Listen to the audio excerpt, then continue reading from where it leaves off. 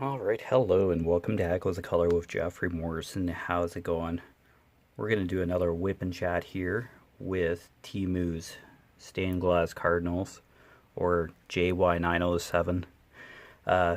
It's a 30 by 40 round. So, yay. Hopefully they're having a wonderful day. Let's see if that light helps. Yeah, we'll see. Hopefully your crafting and other endeavors are going well. Oh yeah, we're gonna jump into the leaves here. I think I finished the 310 there in the section before, so I have a day off today, and then I work the rest of the weekend. So Friday, Saturday, Sunday, all good. Okay, 471 capital L. Okay, let's give her. Okay, I'll start at the bottom as usual. Yeah, there's a couple L's down here at the bottom, leaves. Alright.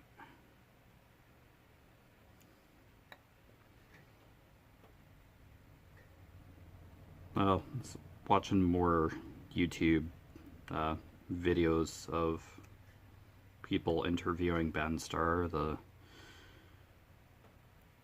voice of Clive in Final Fantasy 16, and yeah, I basically seen a part of the ending of Final Fantasy 16 with this documentary type stuff. Oh well. Somebody was like reviewing Final Fantasy 16 and all that, so of course I just ended up watching it. It's kind of like a retrospective of Final Fantasy 16, and then yeah, I watched a couple of Ben Starr interviews. Basically says the same thing, and kind of have an idea of who the voice actor is and all that, but it's all good. Oh well.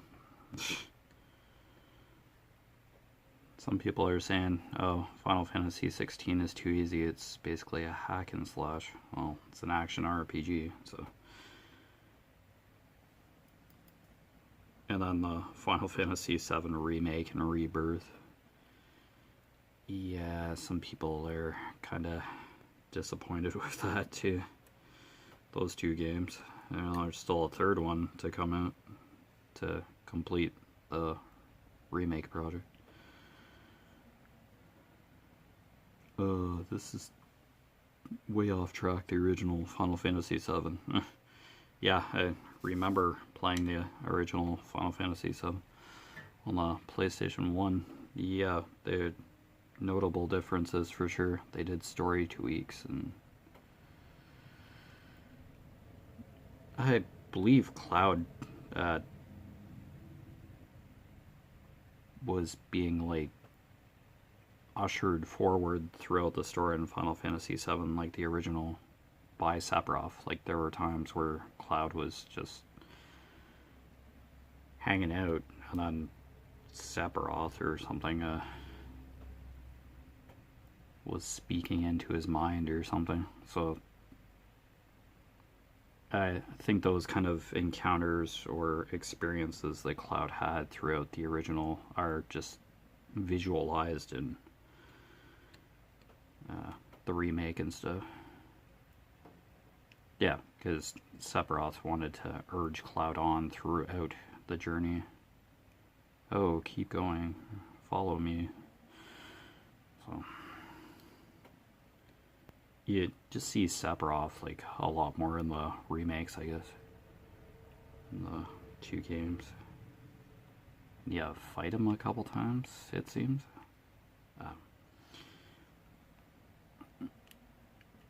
Yeah, there's some parts of the remake game that just throw people for a loop, but it's still Final Fantasy VII, but just like with the characters, it feels like just hearing some of the reviews. Yeah, it's just Final Fantasy VII with a character skin. Yeah, that an action RPG has to have like certain different way to tell a story to kind of be honest. It's a different gameplay style, so it's like real-time battles kind of thing. You're just whisked right into battle, and then you're just right back into exploring and stuff, like these days. Yeah.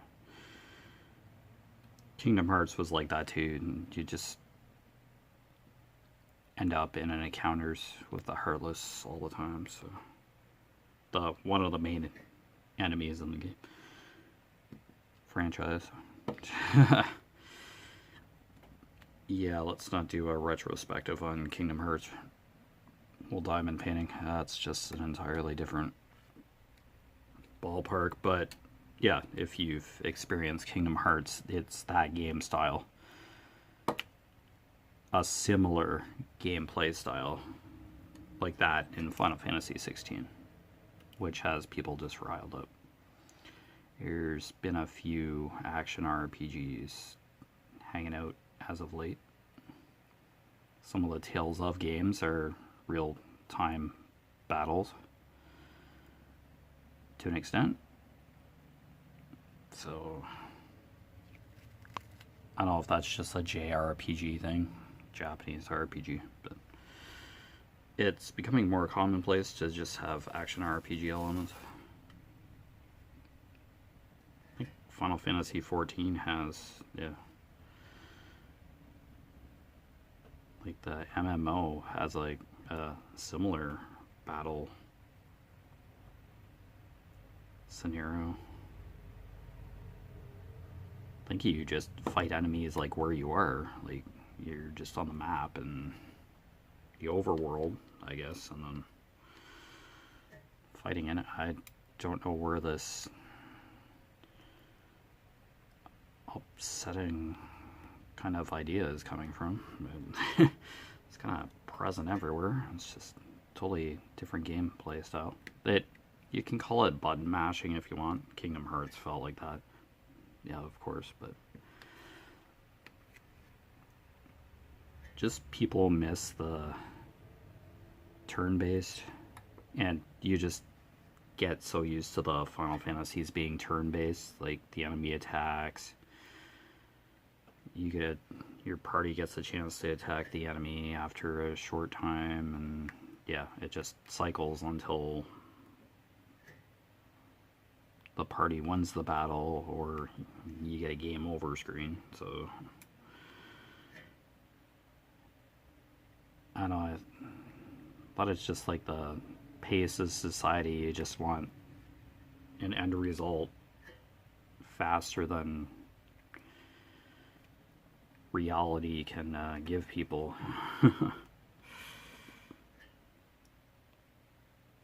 I don't imagine a lot of video games these days are going to maintain turn-based kind of battle, except for like maybe strategy games like Fire Emblem, that kind of thing is more real-time strategy. I think that's what it's called now, or what it has been called. Or turn-based strategy, unless they change the term of it, where you are on like a grid, because I remember playing through the first Fire Emblem, the original, on the Game Boy Advance DS, Nintendo DS maybe, that one of those two console generations. It was grid based, it was turn based, but you were guided through it. Like, it made sense. It pretty simplified.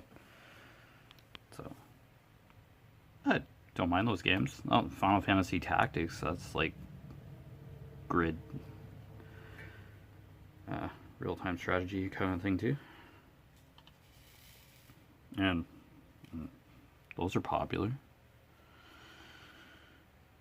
So they're still around, but yeah, for like AAA type games, I think it's like action RPGs are kind of a little more commonplace. It's more streamlined.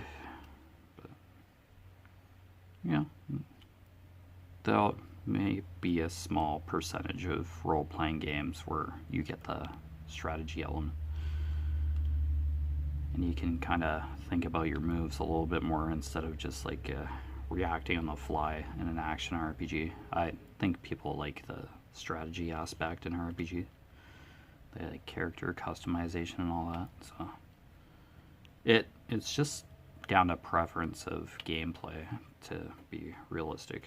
People want a more relaxed yet intellectually stimulating experience.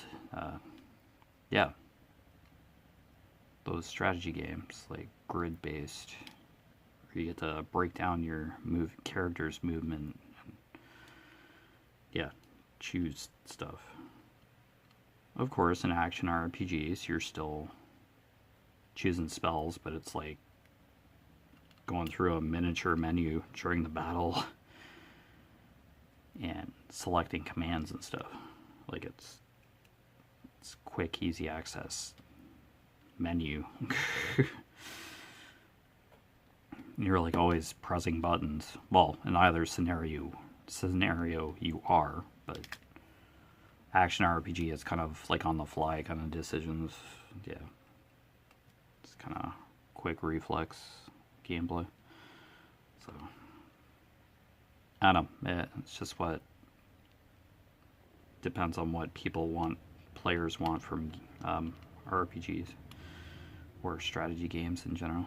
Just want a accessible yet obtainable kind of gameplay.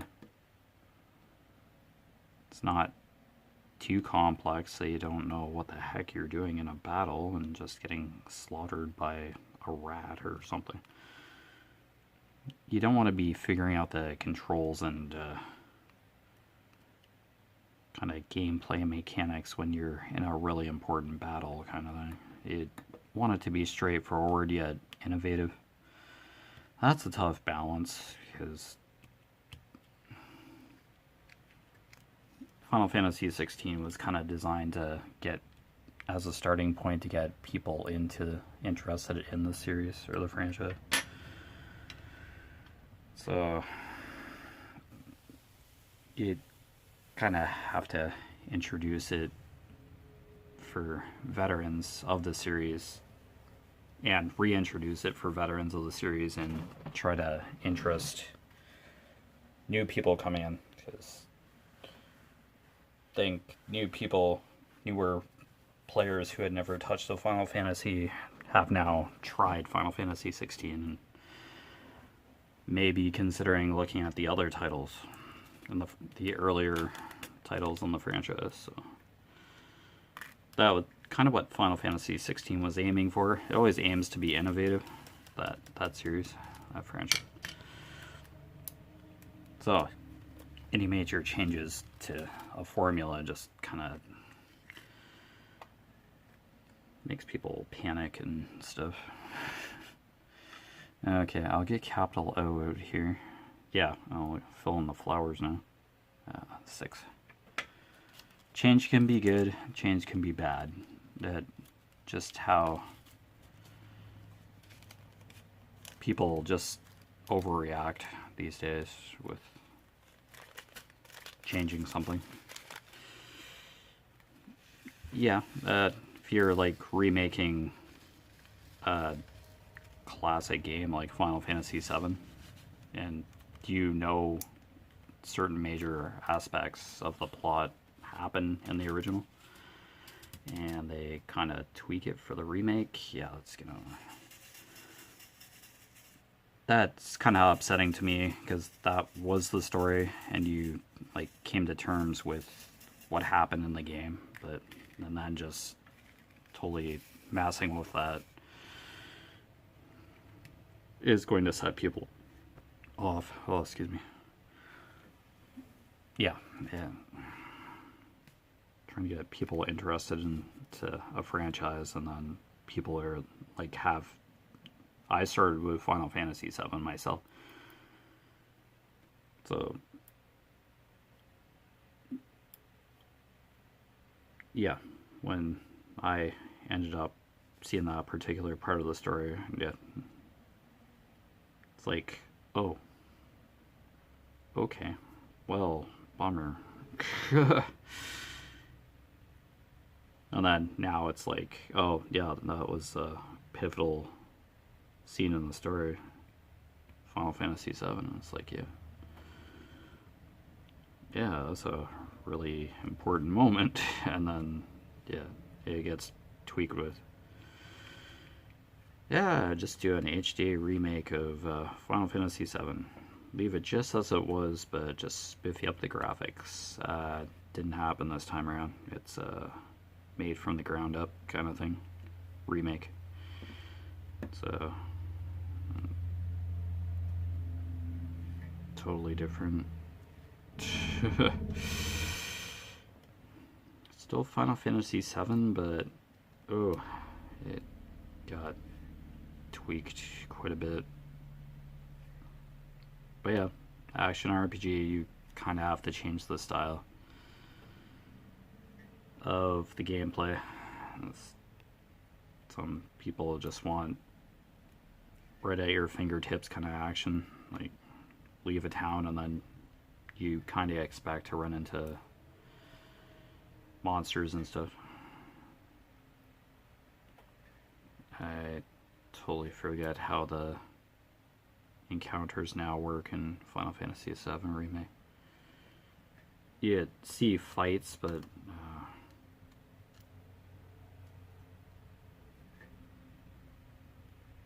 I've seen a lot of gameplay footage of like fighting enemies and stuff, but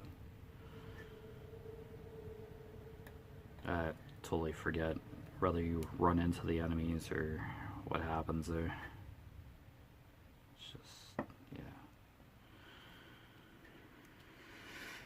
Oh well, you either like something or you don't. That's the way it's been like forever, but there's somebody that's just gonna flip a table and just go on a rant fest over changes made of their beloved video game, favorite video game.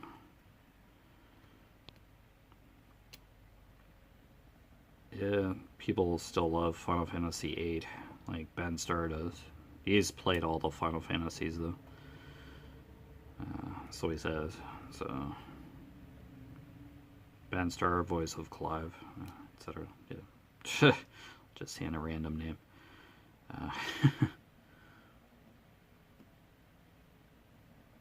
Yeah, so I've just been watching that kind of stuff on YouTube recently. Yeah, just about Final Fantasy, and yeah, it's just kind of a bubble I'm in right now.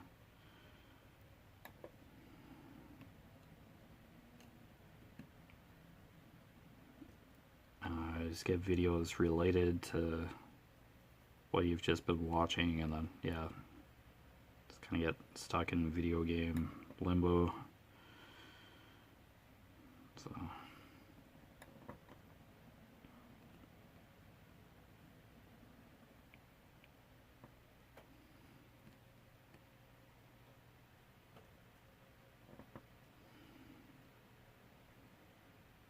Oh, those interviews are definitely a good way to market Final Fantasy 16. Yeah, and just adds that bit of extra interest into the title itself when you like interact or see the voice actor of the main character that you're playing in an RPG. Kind of putting a name to a face, kind of. And it's just, he's just such an easygoing kind of guy who's been through stuff himself. Then he has to turn around and record anguish from the main character that goes through tons of stuff in the game. So it's like, yeah. Every gamer's dream come true kind of thing, or you play the Final Fantasy franchise to no end, and then you become a character in the franchise that you love so much. That's what happened to him. That's what happened in Ben Starr there.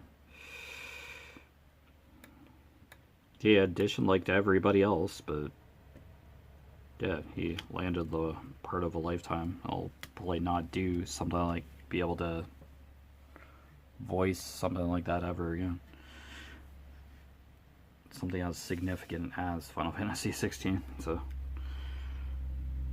yeah.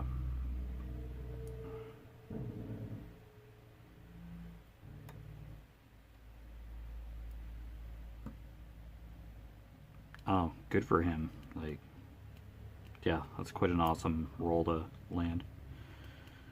He had originally auditioned for like a smaller, minor role, but the producers were like, hey, read this line, read this stuff, and then, oh, no, we have our main character now. So, yeah.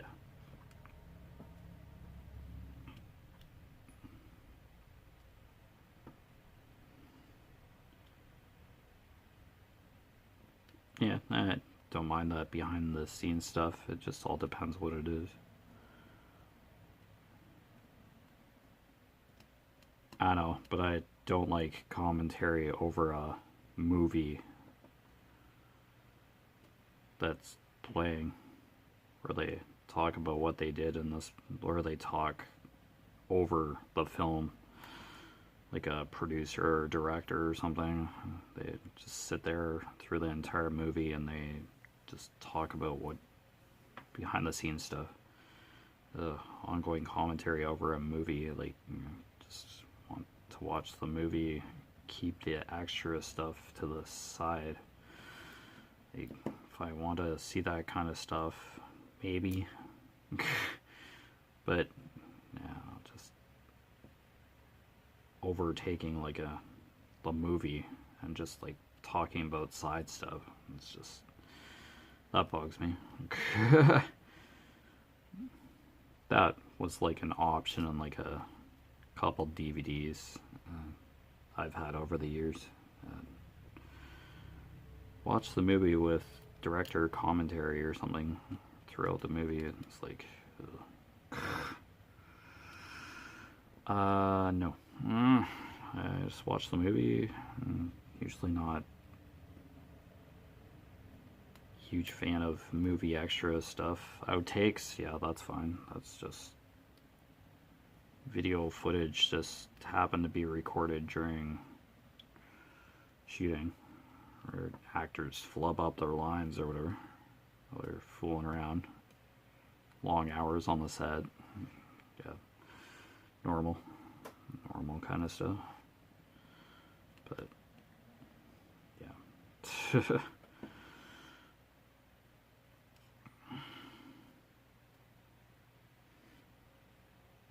Yeah, and then there's like a Dragon Quest, a review about, or a retrospective about Dragon Quest V, and I think they're like remaking the earlier ones for the Switch, like 1, 2, and 3 or whatever. Remastering them. They're coming out in like September, or at the end of this year anyway. Just, yeah.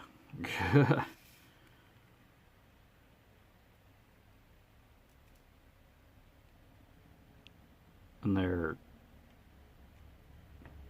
Dragon Quest 13 is in development.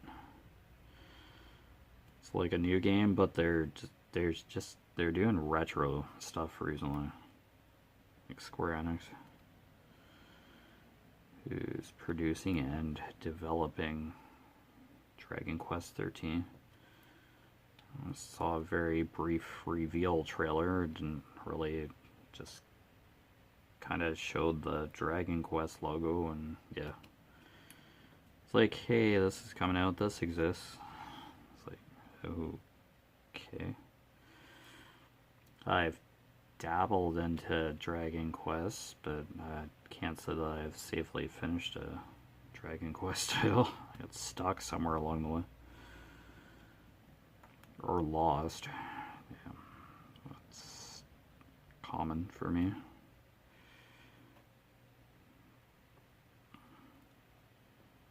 I think it was Dragon Quest 12 where I got to a certain point of the game and I was like, where the heck am I supposed to go here? Can tell you. That's frustrating. You get so far and then they're like, you're supposed to go here, but where is here? Just, yeah.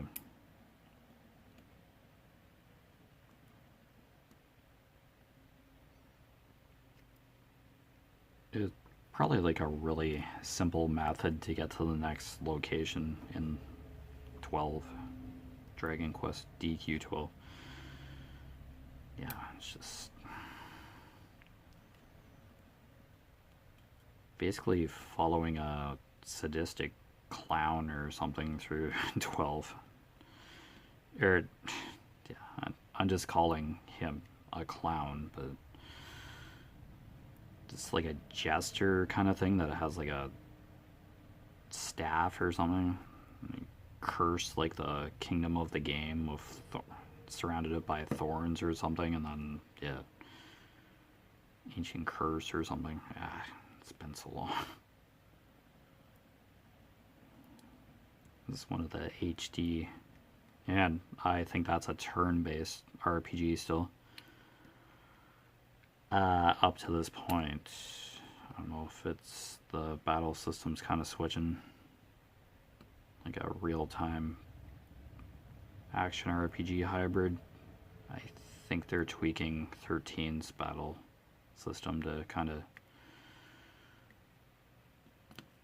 freshen up the series, Dragon Quest series.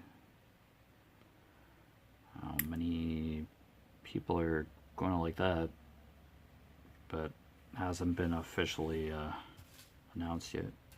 I lost the drill. Watched it. Yeah, I'm talking about video games recently in these couple WIP and chats, but yeah, it's just what I've been into recently. Actually, nice thing to watch in the evenings now, just after I do the exercise bike stuff. Just relax in bed and just listen to people talk about video games, or just watch trailers or retrospectives of older games. Seems like older games are just getting remakes or remasters, sorry. A couple are getting remakes, but yeah. Yeah, nice that the older RPGs are kind of getting recognized in the West. As I think some of the Dragon Quest titles didn't even come to the US over here from Japan. So there's some titles that, yeah, to make it over here. So, I don't know, and it's a portable set of RPGs for the Nintendo Switch when they get released. So, you could hang out in Hyrule anytime in Legend of Zelda on the Nintendo Switch, like 2 games, and then Breath of the Wild and Tears of the Kingdom. Now you get to hang out in the Dragon Quest universe with some remasters at the end of this year. If you like Dragon Quest, they're kind of different. I'm used to Final Fantasy, but that's just me. Nothing wrong with Dragon Quest, it's just, yeah, totally different style. But anyway, you've been watching Echoes of Color with Jefferey Morrison. Excuse there.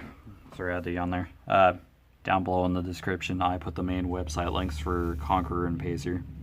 Just information purposes only. For it's just so I stay physically active every day, walking or going on the indoor bike. Yeah, just completing virtual distance challenges, either real world locations or fictional. I think there's like Game of Thrones and Harry Potter, Tomb Raider kind of themed challenges now. Yeah, I just see advertising for them all the time, and it's just annoying. I just work on one challenge at a time for Pacer and Conqueror respectively, trying to do the longer distances. Challenges first, because yeah, they can get pretty expensive. $30 to $40 Canadian, I think, but they're worth it to get a high, because the metals are high quality and all that. But yeah, any updates regarding the channel Echoes of Color will be here on YouTube. I post start photos, quick section completion updates as I finish this section, and finish photo, the entire canvas, and then I explain each section all the way through the canvas. My way through, just to kind of create a photo journal of current WIPs I'm working on, or the canvases I'm working on. But yeah, other than that, take care, all the best with your crafting endeavors, and I'll see you again soon. Bye.